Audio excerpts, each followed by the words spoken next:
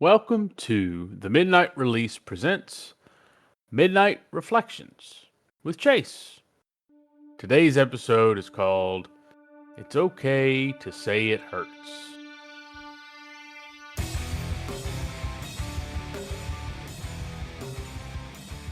Welcome back as we get into what is now our fifth segment of Midnight Reflections. And, most of our episodes, are an hour and a half or so, 2 hours if we want to have a big one like we did a few weeks ago. But the Midnight Reflections episodes are spontaneous, not on a schedule, extremely introspective on a particular topic that literally just kind of jumps in my head.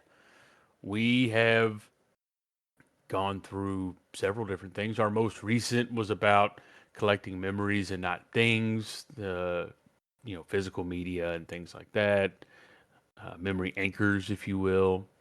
And actually, this might be the fourth. This might be the fourth. I've lost track of how many of these we've done. But then we also had our Father's Day kind of episode around paternal passions. And then we also talked about 1998 and how significant that year was. Oh, we did have another one. It was the one about numbers in 724. But today's is also, again, spontaneous in nature. I woke up this morning, it popped in my head, and immediately decided to record. We also normally, when we do drop these, I'll do it like midweek, even if I do record it like instantly. But it might drop a little early. We'll see. It depends on when you're listening to this. But really, just to kind of lay the land of how we do these, it's kind of some general narrative and just discussion. And on this topic, and then a little bit of reflection, and that's it. Pretty informal, pretty casual, but could be heavy. And I think today's is probably one of those. And the idea of it's okay to say it hurts can carry a lot of weight when you hear that topic. It's like, well, what in the world is he going to talk about today? And really, I'm going to acknowledge a lot of the hypocrisy in what I'm going to say because of how I conduct myself and the things that I'm saying. I don't necessarily listen to or follow and probably need to. But basically, it's we're not just talking physical pain or mental pain or emotional pain. It's really about how I am someone who takes a lot of pride in not having to bother people with whatever pain it is and running from being an inconvenience, basically. But, let's just go ahead and just jump right into kind of the narrative around today. And it's okay to say it hurts. So I'm not going to get in the weeds as to what or why this episode has come to mind this morning. That's irrelevant. But, you know, some of us spend our entire lives believing that pain is something that we're supposed to overcome quietly. You could argue there's gender things with that, but I'm not getting into that aspect of it. It's just the general concept around that.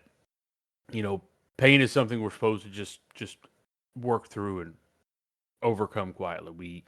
We work through it. We joke about it. We minimize it. We say, "Oh, it's nothing." Or my favorite. "Oh, it's fine. It's all good." "No, fine." You know, uh, Comparison is you hear that phrase that, what is it? Comparison is the theft of joy. When thinking about like social media and like seeing people on vacations and all of that, but there's also, other people have it worse.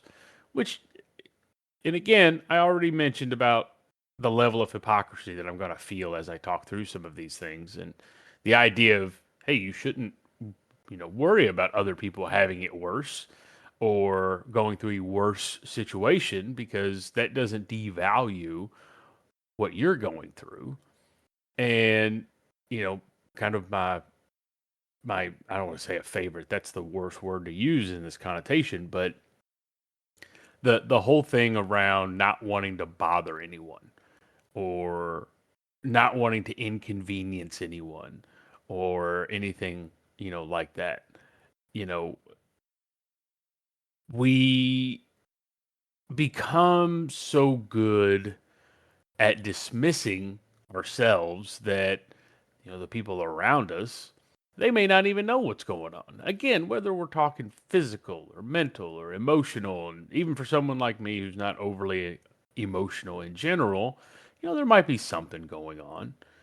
Um, the reason behind this, is like, I am someone, so each of these episodes, there's a narrative involved, very personal stories. It's not just me speaking philosophically or whatever I'm doing at this point in time. It's also like 5 in the morning for the record, so there is also that. I have had my coffee though, but I am someone who, you ask anyone and they know it, like, I am notoriously that person who, no matter what kind of physical thing is going on, I'm never going to stop what I am doing on the day to day. And what I mean by that is, so I have an insanely high pain tolerance, and that came from a leg injury when I was in like 7th grade. I broke my leg playing football, and I broke it in two places. And I went from approximately 7:30 p.m. until about 1 a.m. without any kind of pain medicine, not even Tylenol. And when they did give me something at the hospital, it was morphine. It's when I discovered I'm allergic to morphine, and they had to flush it out of my system. And then literally they set my leg, they set both bones with no pain medication. And I attribute my high pain tolerance to that moment, because I will forever compare any kind of physical pain to that situation. And I was in a cast for like 6 months or something like that. But, outside of that, I think that's where my high pain tolerance came from. But there have been, and frankly, some of these stories have come up on the pod kind of organically, especially when talking about GameStop and when I worked at GameStop. But I had several different kind of instances where I, at GameStop, I had a couple pretty weird episodes when I was there. And I say weird episodes because there was one time, and I know there are some people that listen to this pod who are very directly involved in this story, so I'm not sure if they'll remember it, but it wound up being related to stress and anxiety and a genetic disorder. But basically, I was working at GameStop, and I had a moment where essentially I had like a mini stroke. Basically, that's the only way to compare it visually, with drooping of face and hands like locking up, and it was a very strange and terrifying thing. Had to shut the store down.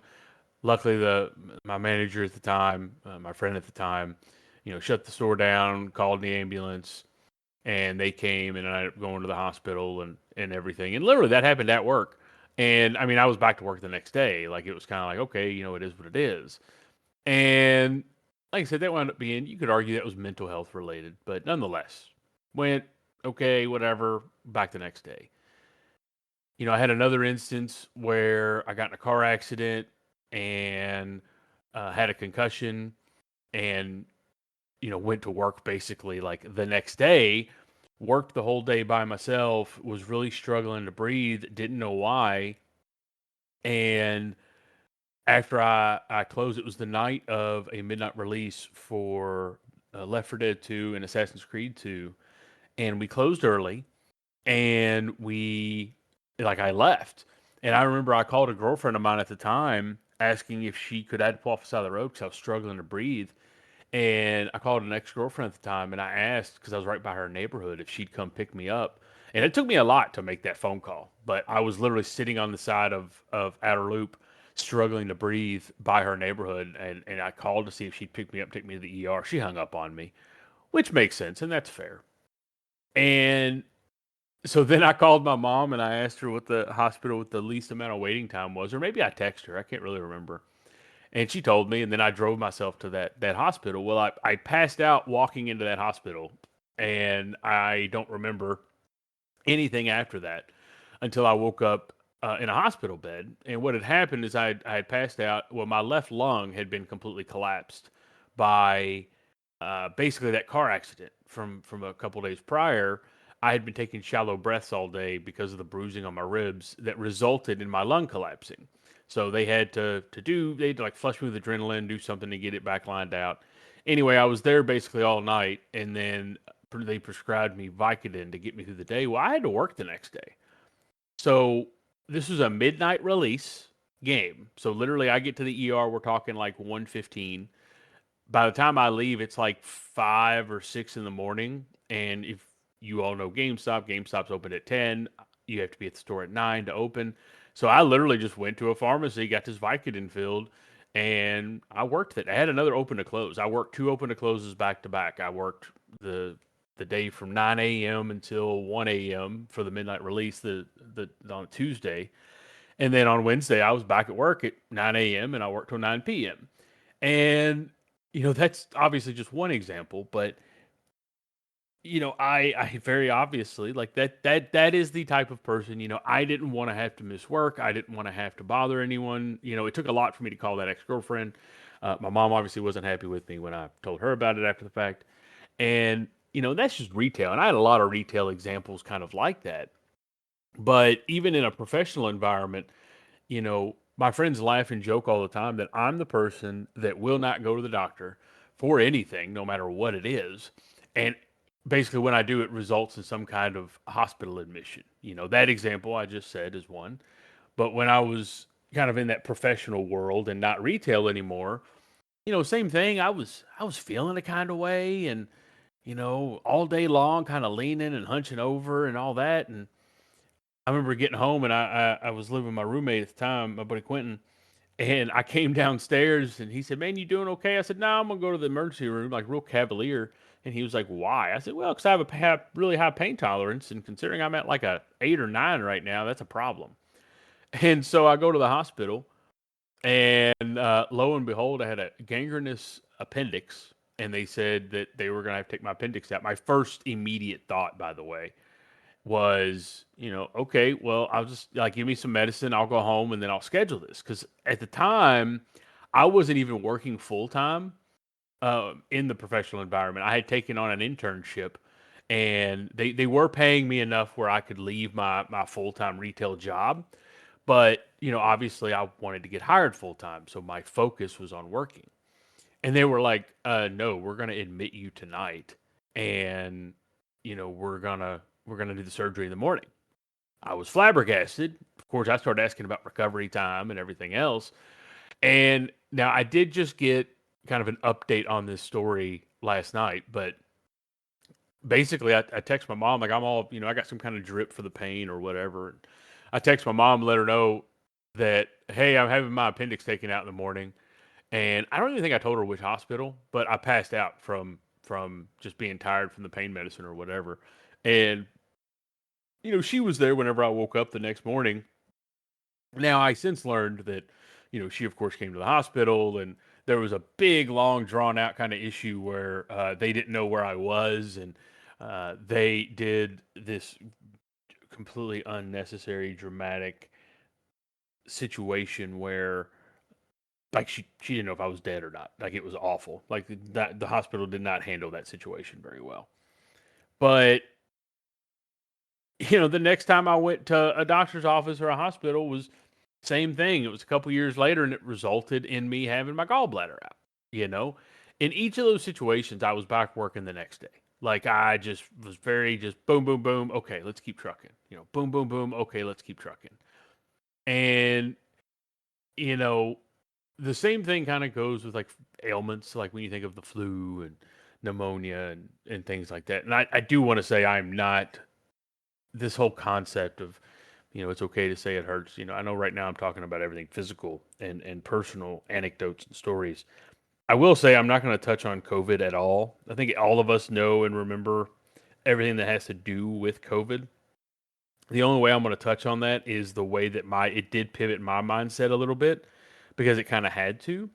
But when it comes to non-surgical related things, I'm someone I've always taken a lot of pride in that nothing ever takes me down. When it comes to any kind of ailment, like people have heard me say that phrase, like, man, nothing takes me down. Nothing takes me down. I just had a root canal last week and I literally worked the same day. That's again the hypocrisy around what I'm talking about right now is obviously as recently as last week. Most people were like, how are you not taking off the rest of the day for a root canal? I was like, I mean, my face will be numb. It'll be fine. Like, see, there you go. Me saying it'll be fine. Again, hypocrisy, right? But, before COVID, I was that person. Flu. I didn't care if I was contagious. I didn't care. Like, I still went to work. Now, I acknowledge the recklessness of that now. But at the time, I didn't. And I quite literally traveled. I went to a job fair. I went out of town for training. Did all kinds of things while I felt like crap. And eventually, I didn't have a choice. Kind of the same thing that happened with the first story. I woke up in the middle of the night, was really struggling to breathe, and I was able to get my breath. But when I woke up that next morning, it was definitely a decision that I needed to go to the doctor to figure out what was going on. And I found out that I had two different flu strains. I also had pneumonia in both lungs, and one lung was like almost full, and my oxygen was at like 88 or something like that. Now, you may be hearing this and being like, "Well, that sounded like peak COVID." Well, no, this was at the end of 2019, so don't start making patient zero jokes or anything. It wasn't that, but I was forced to by the doctor. Like I said, hey, I have to. This was on a Thursday. I said, well, I have to leave for New Orleans on Sunday. And they're like, yeah, that's unless you take a couple of days to chill out, you're not going to be going to New Orleans. And they said you need to take off Thursday and Friday. If you take off Thursday and Friday with this medicine, you'll probably feel okay to travel on Sunday. And I wasn't happy about it, of course, but I did take off. And it's because I was forced to, basically. But I did go to New Orleans on Sunday. But I'm going to tell you right now, the medicine that I was on, one was this syrup called Finagrin. And I taught a class, but I couldn't tell you what I taught that day. I remember waking up. I remember waking up the next day. That's it. I don't remember anything else in between. And yeah, it was a little rough. It was a little rough. But um, I mean, it's just that again, notoriously, I that's what I've done. I've just pushed through these things, not worried about anything, and I acknowledge everything I'm talking about right now is physical. With the exception of the GameStop stuff, because that wound up being kind of like I said, is more stress and anxiety related.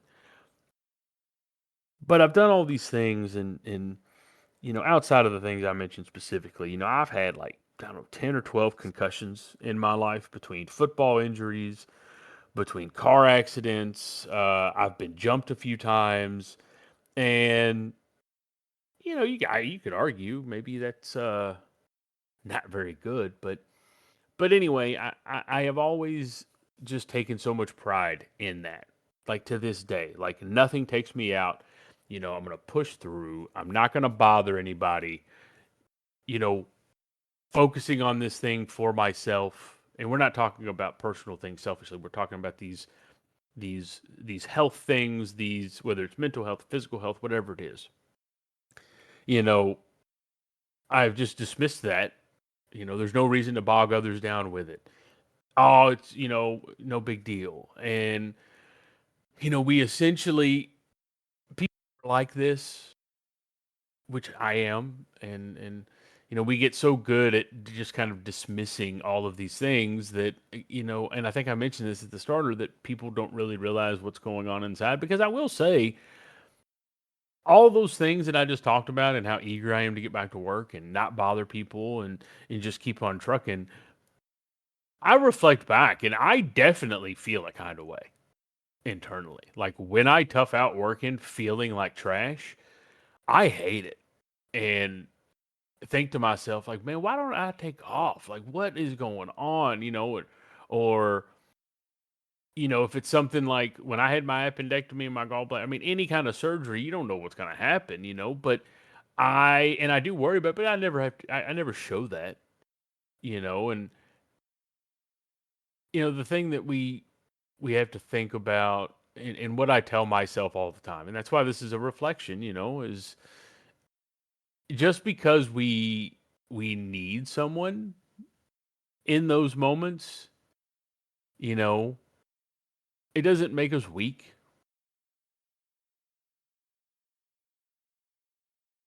And I mean, even just saying that, like I know, I don't think that way. I know I need to, but needing or wanting someone in physical, mental, or emotional tumultuous times doesn't make you weak. Letting someone be there or sit beside you doesn't make you weak. My story about my surgery, I didn't want to inconvenience my mom or anyone, so I just kind of sent a text and went about my business. But it'd been nice to have somebody there, but I didn't want to bother anybody. That situation that happened at GameStop, the anxiety induced stroke like symptoms situation. That was a really terrifying moment for me.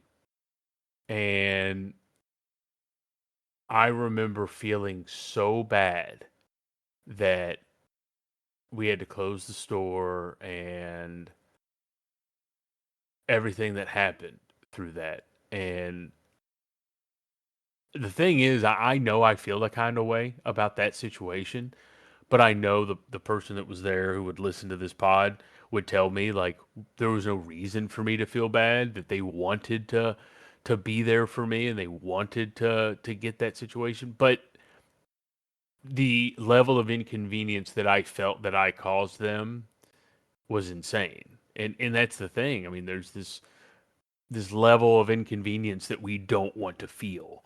And I tell myself all the time that it's okay to be an inconvenience, but I don't necessarily believe it, but I do try and tell myself that, and I mean, I don't know, I tell myself all the time that myself personally and maybe others in this situation, we don't have to earn the right essentially to be cared for by first providing how much pain we can tolerate. And I mean, again, I'm not fully convinced of it myself, but I'm working toward it. And frankly, recording this is one of those things to maybe help me get there. And trying to know that I don't have to necessarily carry everything myself just because I've always been good at it. And it's not just this isn't just talking to me. It's anyone. The whole purpose of these episodes is that maybe it hits close to home and resonates with somebody. But it is okay to say it hurts. I may not always believe it, and I may not always be okay with saying it hurts, but I'm trying to get better at it. And No matter if it's a physical thing going on, a mental thing going on, an emotional thing going on, it's okay. And look, most recently, and I'm not getting into the weeds on this, but most recently, I've been fortunate enough to have some friends in my life and family, but I've been fortunate enough to have some friends in my life that everything that I have talked about during this reflections thus far and the hypocrisy that I know I display in not listening to these kinds of things about, you know, just working through things and joking about it, minimizing it. Oh, I'm fine. Oh, I'm fine. I am fortunate enough to have some friends and family that I don't feel these issues with, that I truly can kind of show that vulnerability. And I haven't really thought about it until right now, but it really means a lot for those individuals to be there. I hope that I am or can be that person for them or for anyone else that you know maybe 90% of the time and 90% of your life is focused on carrying everything yourself, bearing everything deep down. And sometimes we have to do that. And I do it all the time. But the idea of having that person or persons that maybe the 10% you can take the guard down. I don't know. But let's reflect on all this just a little bit. So, again, these things are very spontaneous. They don't have scripts. I literally press the record button. I have a couple notes that I take right before, but otherwise I try and be as kind of unscripted and vulnerable maybe is the word. I don't know, that might not be the word. You know, but anyway, the whole thing about all this, I talked about some of my own personal stories and general anecdotes and things like that, but it is definitely something to be said about strength to a degree, but I mentioned that COVID kind of changed my mindset around some of these things, and that's a valid statement. That during COVID, it was much more about taking things seriously. And when I worked in an office, if I was contagious, I was not going to be going into work and everything. But I am still learning, and the reason why I'm recording this is um, to try and just reiterate it to myself. And then, like again, if anyone else can be impacted by it, that's great. But I don't have to prove how strong I am by how much pain I can tolerate. And we don't have to wait until we're falling apart, you know, mentally, emotionally, physically, before we let someone know that we're struggling. You there's breaking points. Physical breaking points obviously are totally different, but there's mental and emotional breaking points too.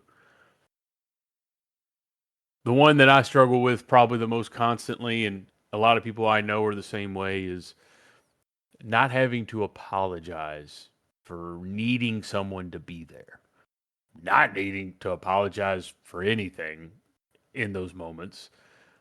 Anyone will tell you I'm the king of saying sorry 9,287 times a day, but